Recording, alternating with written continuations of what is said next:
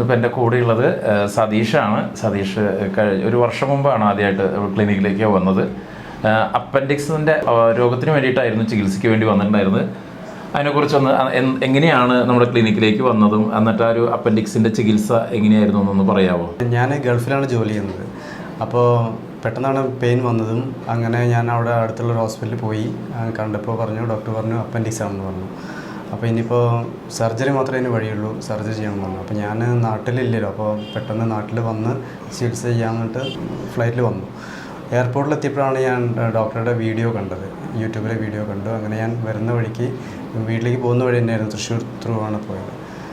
അങ്ങനെ ഡോക്ടറെ ജസ്റ്റ് കണ്ട് 2 ദിവസം കൊണ്ട് മാറാമെന്ന് പറഞ്ഞു. അങ്ങനെ ഒരു കഷായം തന്നു.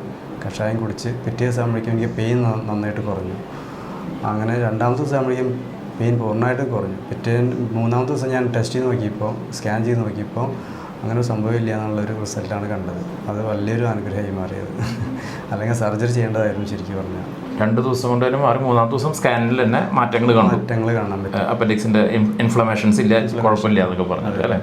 പിന്നെ നമ്മൾ അപ്പോൾ തന്നെ 3ാമത്തെ ദിവസം തോന്നുന്നു 3ാം ദിവസം ഗൾഫിലേക്ക് തിരിച്ചു പോയി. പിന്നെ 2 ദിവസം കഴിയുമ്പോൾ ഞാൻ തിരിച്ചു പോയി. ഞാൻ ശരിക്കും 15 ദിവസത്തെ ലീവിനാണ് വന്നത്, സർജറി ഒക്കെ ചെയ്യാനായിട്ട് വന്നത്. അങ്ങനെ ഞാൻ ശരിക്കും പറഞ്ഞാൽ എയർപോർട്ടിൽ നിന്ന് വരുന്ന വഴിക്കാണ് ആ ഒരു വീഡിയോ കണ്ടപ്പോഴാണ് ഓക്കെ നമ്മൾ തൃശ്ശൂർ വഴിയാണല്ലോ പോകുന്നത്, അപ്പോൾ എന്തായാലും ഡോക്ടറെ കണ്ടിട്ട് പോകാം, എന്തായാലും പരീക്ഷണം, എല്ലാവരും പരീക്ഷണമാണ്.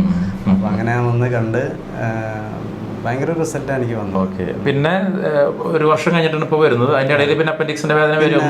ഒന്നും ഇതേവരെ ഒരു പ്രശ്നം ഉണ്ടായിട്ടില്ല.